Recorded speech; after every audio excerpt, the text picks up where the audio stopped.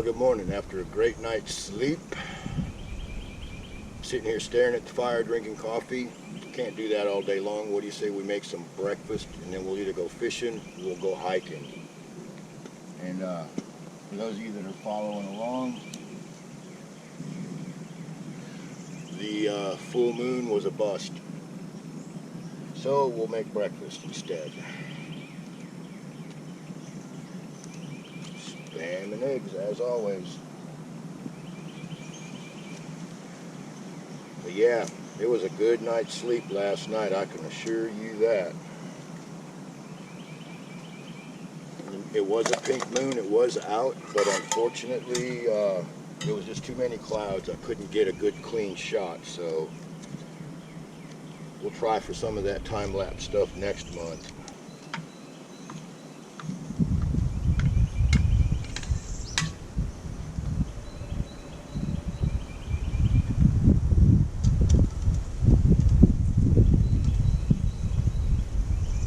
And of course I got my handy dandy little Boy Scout mess kit with me today.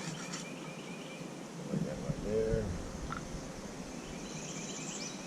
Put a little oil in there for good luck.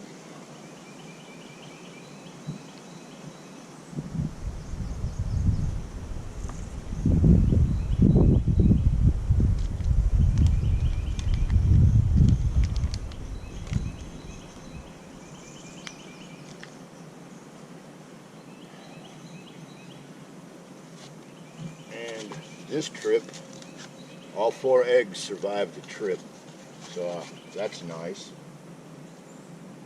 And what would be even nicer would be some tools.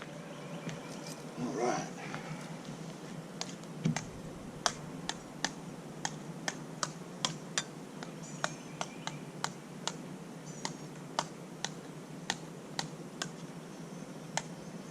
All right, here we go. Let's see here.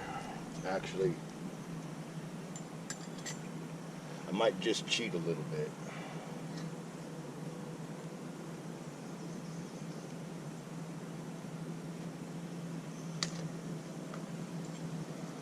This will get it nice and hot quick.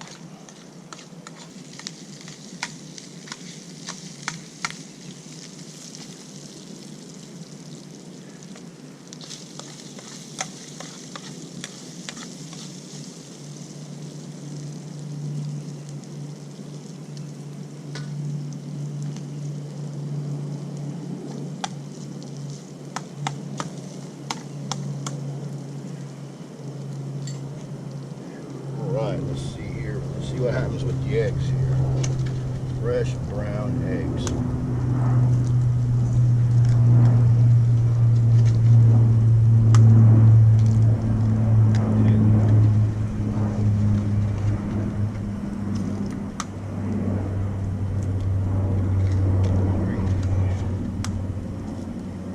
And 4. Yeah, and as I've said before, you know, don't be like everybody else. Be a man among men, or a woman above the rest. And when you're out here in the woods, or when you're at a park or any place like that, pick up after the people that don't pick up after themselves. You know, some of them are selfish. Some of them, maybe they just weren't raised right, don't know no better.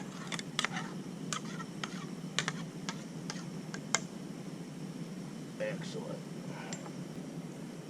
Well, you know what they say, if it's too hot in the kitchen for you, get out. Well, I had to take a step back. It's hot down there. Whew. All right, that water's just about hot. Yeah, last night, nothing unusual to report. No weird noises, no swamp monsters or anything crazy like that. Just your average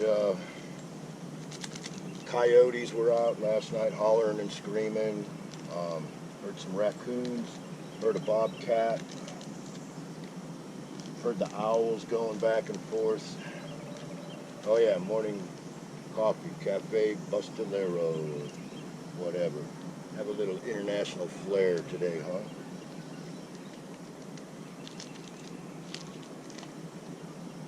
And of course we'll be putting brown sugar in there.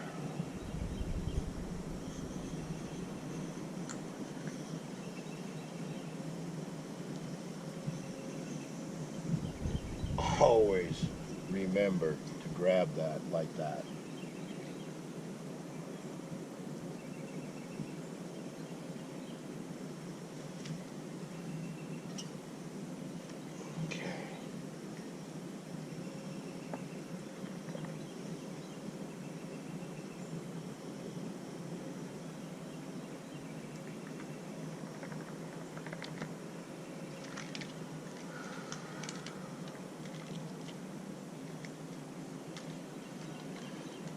And some coffee make to make it taste even better.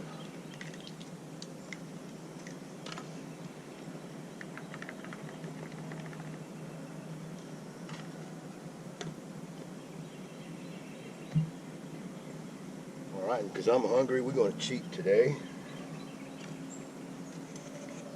Finish this up right here.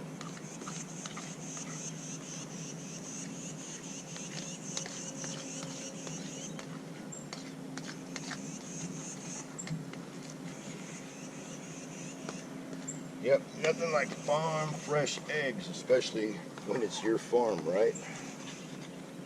Well, it's just a backyard farm, but it's mine. Until the government takes it from me anyways, right? All in the name of our safety. Or something insane like that. I mean, can you believe there's actually dipshits out there? Can you believe that there's actually dipshits out there that are saying food items are non-essential, like seeds, so you can grow your own food, so you don't have to eat government cheese? What's up with that, right? You would think that they would be happy that someone wants to look out for themselves. But nope. I mean, think about it. You grow your own food, you don't need the government. All right, scrambled eggs and Spam, a little bit of hot sauce. And for those of you that don't know, in the military, this stuff is actually standard issue gear. Absolutely. Ask anyone that served. So, scrambled eggs and Spam and a strong cup of coffee. Life is good. Oh, absolutely. But yeah, let's give this a shot.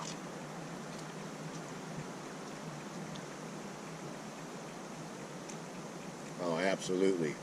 Farm fresh eggs and Spam. Cooked outdoors. Cerveza bug free. Or for those of you that just got confused, the Chinese Wuhan Kung Fu virus, that one. That's what, when I say cerveza bug, that's what I'm talking about. Because this whole thing's one big dick job.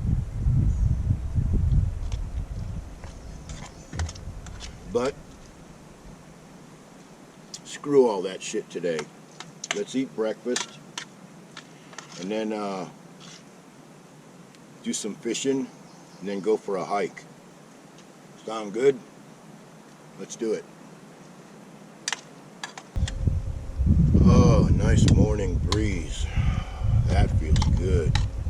It will be getting hot later on today. Yeah, I slept good last night, but it was cloudy, and when it finally did clear off enough for a night lapse shot, the moon was low, it was in the trees, and I just couldn't get a good clean shot of it, so better luck next month, right?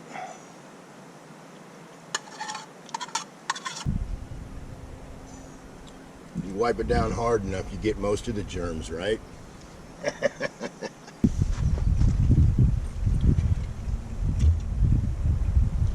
Alright, and of course, breakfast would not be complete without some vitamin C, right? Well, out here without an ice box, this is about the best I can do for vitamin C, unless I'm willing to pack in some fruit.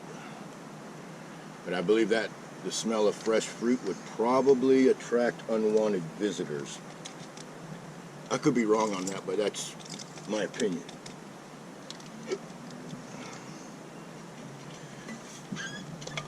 But I do, as a matter of fact, have some ice water.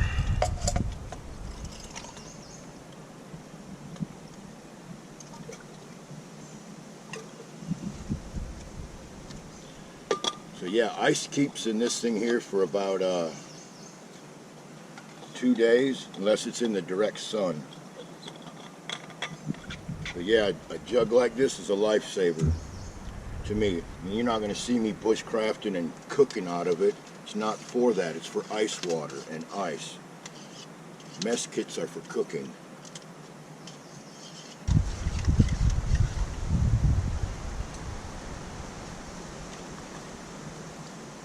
Oh yeah.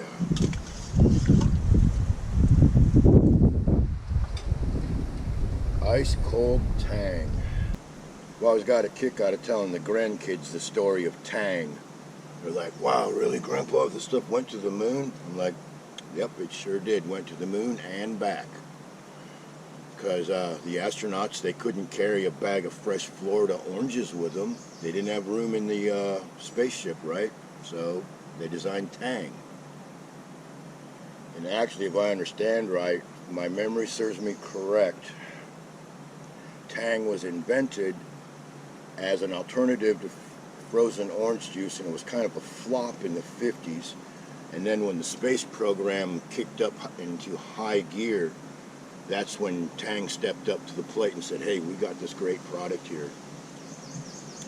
And this is just what your astronauts need. And from what I understand, the rest is history. Look it up. You ain't got nothing better to do while you're in lockdown, right? Google Tang and see what it says about Tang. Another American story of improvise, overcome, and adapt. They made a perfectly good product, but America wasn't ready for it yet. And then the space program came along, and it was their lucky break. But anyways, after this digests and I drink my coffee, we'll do a little fishing. And then if the fish ain't biting, I'll pack up my 782 gear and we'll go for a hike and make some lunch. So, here's to you.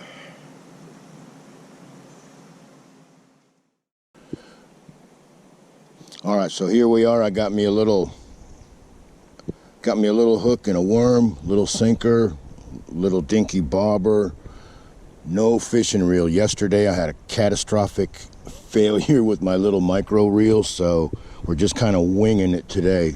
So let's see if I can't catch me some bowfin bait.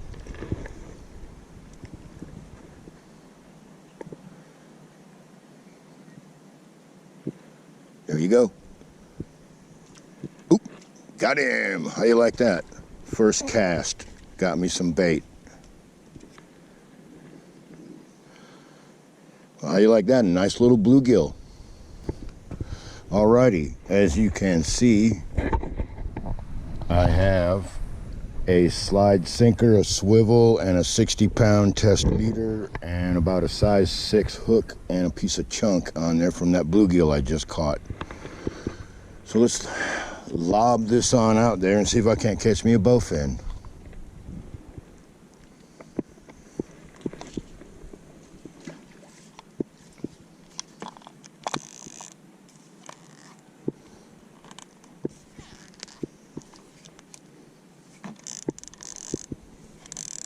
All right. I was going to do a little fishing last night after dark, but I took my light and I shined up and down the river real quick just for something to do, and I saw an alligator. That convinced me to just sit around the campfire and, well, it just convinced me to sit around the campfire. But yeah, it was really nice last night sleeping. I was wanting to catch that pink moon, but the clouds just didn't want to cooperate. So yeah, about the only thing I've seen today so far is a turtle, and I've heard some woodpeckers. I've seen a chameleon. No snakes yet, thank you. And no critters. A pair of hikers came by earlier because everybody else has the same idea about social distancing. You can't go to the park and take a walk, so you come out to the forest and take a walk. I get it. And the people that did this earlier today I couldn't believe it. They walked by, we talked a little bit, and then on their way back, they had a bag of trash. And I was like, wow, did you actually pick that up? And they said, yes, we did. And I said, well, thank you very much. So it's nice to know that there's other people in this world that care about the National Forest. I mean, you know, you should almost have to take a test. As much as I'm against government intrusion and unfair and unjust licensing and taxing, I almost think you should have to take a damn test of some sort before you can come out here and get a little pin or a patch or a permit or something that says, yeah, I know enough not to act like a dumbass out here in the woods, so everything's cool. Yeah, anyways, I need to catch a fish. Oop. Holy crap, as soon as I said that, my line moved. Okay, so it's either a crab, a turtle, or I got someone fixing to ooh, I think it's fixing to move. All right, let's see what happens here. I'm gonna step back and be patient. Patient my butt. Ding-a-ling-a-ling-a-ling-a-ling. Hello? I'm gonna try something different. I have a swivel. This is 40-pound big game trilene. There's just a old flat split shot and a circle hook and a bluegill head. But maybe someone will snag this before it gets snagged.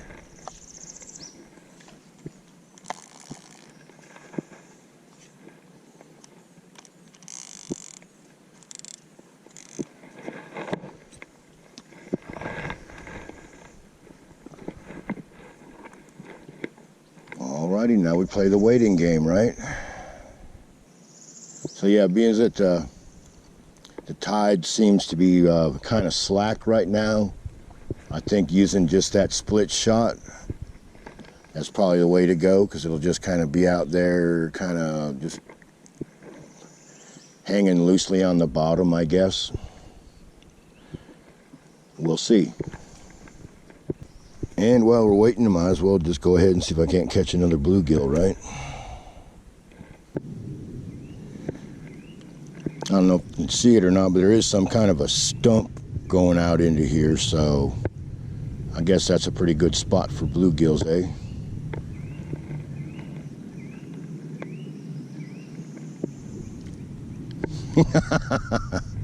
How you like that? I'm pretty sure so far this will qualify as the smallest fish of the day. Come here, you.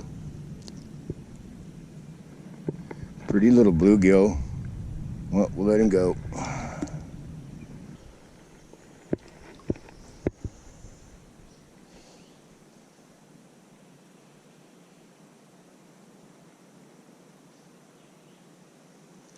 There we go. Now we're in business.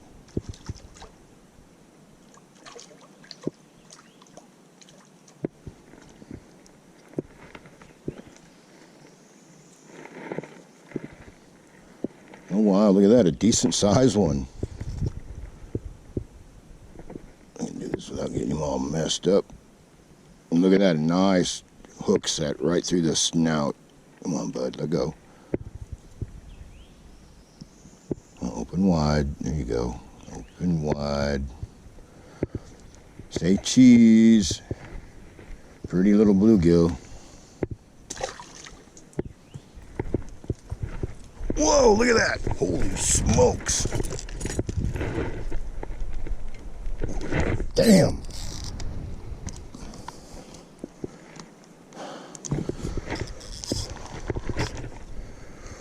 Whoa.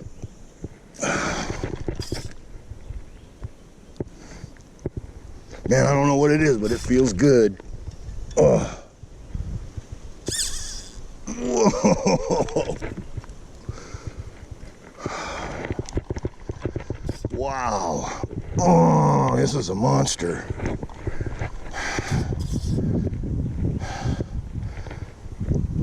So I'm sitting there playing around, screwing around with little fish, and all of a sudden, I go around and this thing's about getting yanked into the water. Whoa. Whoa, did you see that tail?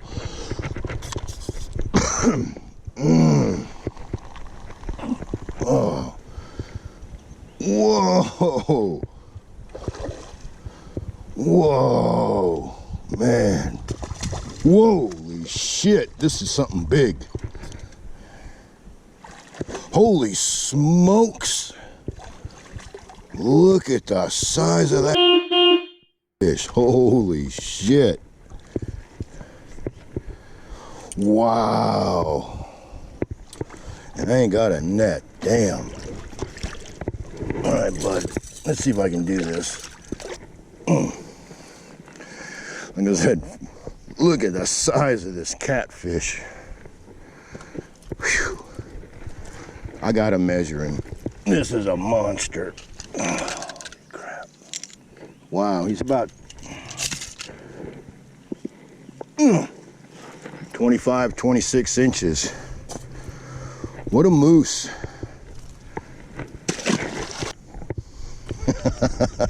What a nice fish. Dang. Whew.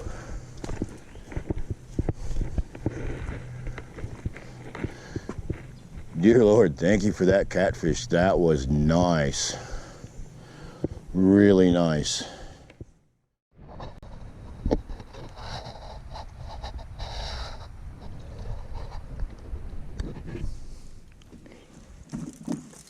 Holy smokes, can you believe it, folks? I turned the camera off to change batteries, and I got me another nice catfish. Check this monster out.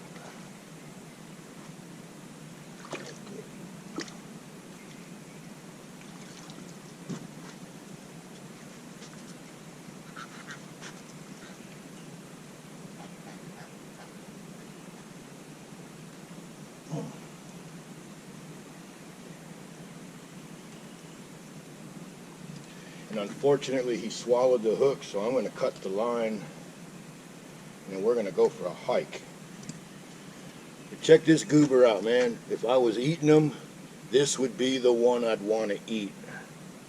And look at that belly. He looks like he's been eating pretty good, too. So let me get him back in the water. Sorry you swallowed the hook, buddy, but thank you. Thank you, Father. That was another nice fish there.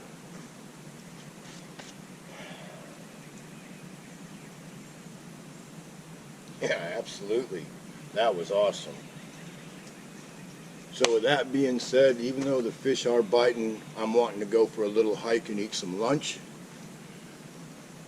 Unbelievable. Not only do I think that first one was either the biggest catfish I caught or the second biggest, because I caught another one time like that and I did not have a scale or a tape.